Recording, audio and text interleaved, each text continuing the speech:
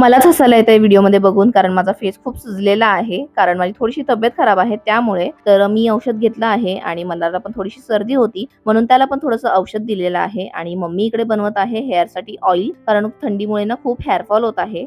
आणि तिने कुठेतरी व्हिडिओ बघितला होता, म्हणून ती त्या सगळ्या गोष्टी घेऊन आली आणि तिने घरामध्येच आमच्यासाठी ऑइल बनवलेला आहे.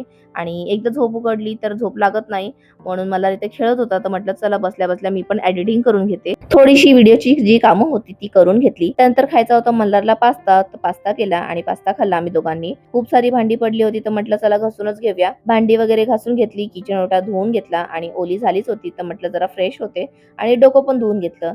काम करता करता झाले होते 7 आणि घरी जायचा टाइम झाला होता, कारण घरी पण खूप कामं होती. जेवण वगैरे बनवायचं होतं, तर घरी निघाले आणि घरी गेल्या गेल्या इतकी थंडी भरली ना थंडीमुळे, म्हणून सर्वात आधी हेअर ड्रायरने केस सुकवले आणि मग पुढच्या कामाला लागले.